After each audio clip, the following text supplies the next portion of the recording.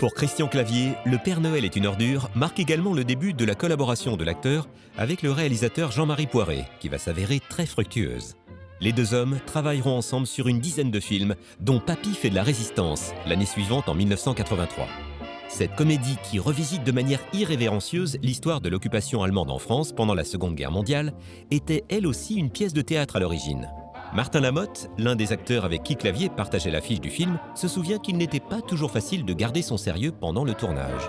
À l'époque, nous on adorait faire des blagues et tout, il était très déconneur, donc il suffisait d'un rien pour qu'on rie. On faisait souvent les prises à cause de ça. Mais moi aussi, je suis rieur, donc on s'évitait. Il y avait des scènes où on ne se regardait pas parce qu'il ne fallait pas faire perdre de temps au cinéma. On pleurait de rire pour des bêtises.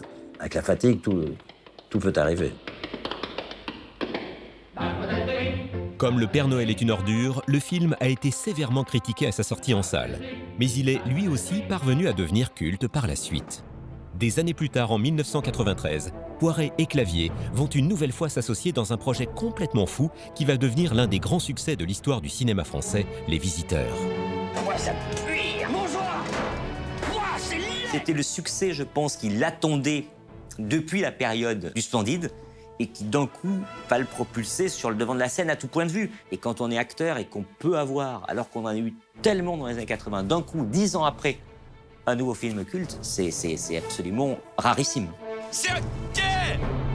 Et vous allez voir que pour ce film, qui va définitivement faire de Clavier une superstar, rien n'était gagné au départ. Les Visiteurs, c'est l'histoire d'un seigneur du Moyen-Âge et de son serviteur Jacouille la Fripouille, respectivement incarnés par Jean Reno et Christian Clavier. Les deux hommes vont être transportés du XIIe à la fin du XXe siècle chez la descendante de Jean Reno, une aristocrate campée par Valérie Lemercier. Viens, mon fidèle. Un grand merci, Seigneur. J'ai droit de vie ou de mort sur mes terres. Oh, la belle. Je préfère dormir dans la forêt. Oh, ne vous reconnaissez-moi pas. Les Visiteurs, c'est une comédie très novatrice qui mélange habilement les genres en proposant des effets spéciaux très travaillés et totalement inédits pour le cinéma français de l'époque. Ça résume beaucoup le film, dans le sens que c'est un film d'aventure, comique, et aussi fantastique, parce qu'il y a pas mal d'effets spéciaux faits par des Français, et ça, il faut vraiment le dire. Car dans Les Visiteurs, Clavier joue deux rôles, celui de Jacouille, mais aussi celui de Jacquard, son descendant, qui se retrouve souvent à l'écran au même moment. Dans les cheminées, mais pourquoi? Dans l'extrait, là, c'est formidable, parce qu'on voit les deux personnages que joue Christian, Jacouille et son descendant, Jacquard, qui a donc repris notre château. Voilà. Et ça, c'est que les gueux sont devenus des seigneurs. C'est ça qui a changé et qui est intéressant. Alors, il y a plein de choses intéressantes, mais en l'occurrence, sur le plan technique, il y a aussi quelque chose, c'est que Clavier, il joue les deux rôles, et il est dans les mêmes plans. Et il se bat avec lui-même, et il s'embrasse lui-même. Au-delà des prouesses techniques du film, nous retiendrons surtout les performances d'acteurs de Clavier, qui parvient magistralement à faire le grand écart entre Jacouille, l'homme du Moyen-Âge, et Jacquard, le bourgeois très précieux du XXe siècle. Ma grande putain de merde. Une voiture toute neuve avec toutes les options. Regardez ça, elle est niquée. Elle est complètement niquée. Oh. Oh. Oh. Jacquard! Le château n'est pas équipé de paratonnerre, c'est insensé! C'est vrai, ici, quand la vitrine a explosé, ça a failli blesser le président! Quelqu'un a été touché? Non, Dieu merci, juste une bagnole! Dieu merci, je vous remercie beaucoup pour Dieu merci.